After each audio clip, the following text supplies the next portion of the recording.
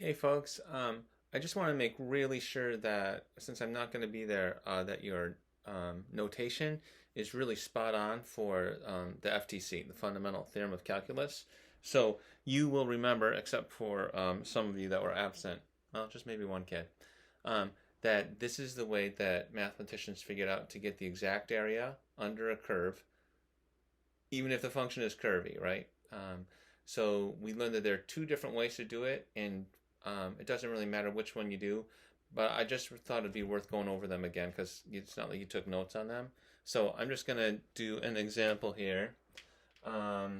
So let's say that, I'm just going to make something up. So let's say I have the function f of x equals 2x plus 3. And I want to find the area underneath that, okay? So, and let's say I'm going from, I don't know, like 1 to 10, okay? So what I do is I go 1 to 10, 2x plus 3 dx. That you're used to, right? That means the area, caterpillar's crawling from 1 to 10, right? Now, there's two different techniques, so I'm going to show them both, okay? The safe way to do it when there are multiple terms in the integrand, like there are in here, there are two terms, right? Is to use square brackets. So when I take the antiderivative, that's my first step, take the antiderivative. So antiderivative of 2x is x squared. The antiderivative of the plus 3 is plus 3x. And then you can just put that in brackets. Notice, people, that there is no integral sign anymore. It goes away. And the dx goes away. All that's left is the antiderivative, okay? You might be wondering about the plus c. Hold that thought for a second, okay? Then we learned that the second step is you plug in the top. So I'll have 10 squared plus 3 times 10.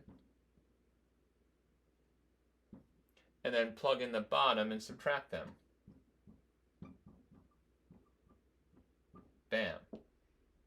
And then just do the arithmetic. So 100 plus 30 is 130. 1 plus 3 is 4, so the final answer is 126 units, whatever our units are, okay? So usually the only mistakes people will make usually when they're first doing this is they'll keep the integral sign or the dx, they go away, okay? You might be wondering, wait a second, when you take an antiderivative, you always taught us to do a plus c. Well, you're right, but here's the thing. When you're finding the area, just do that thought experiment. Let's say I had the plus c here. Well, there'd be a plus c here then in this set of terms, and then there'd also be a plus c over here.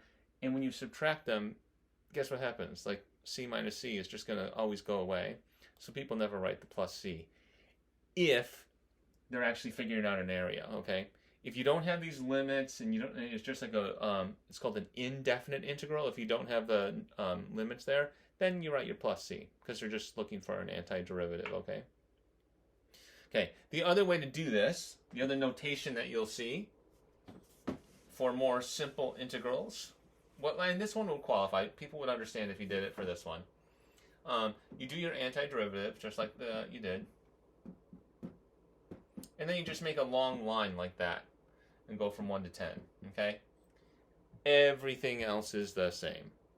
So I just put in my 10 here, so I'll have 10 squared plus 3 times 10. And then I take away 1 squared plus 3 times 1. And then I'll get 100 plus 30. And I'll get minus 4. And I still get 126. I hope that's right. I'm not making some silly mistake. But either one of these is fine. Like I said, the more terms that your integrand has, the more likely you are to see the square braces, square brackets, rather than just this like little simple long line, okay? So, yeah, hope that helps.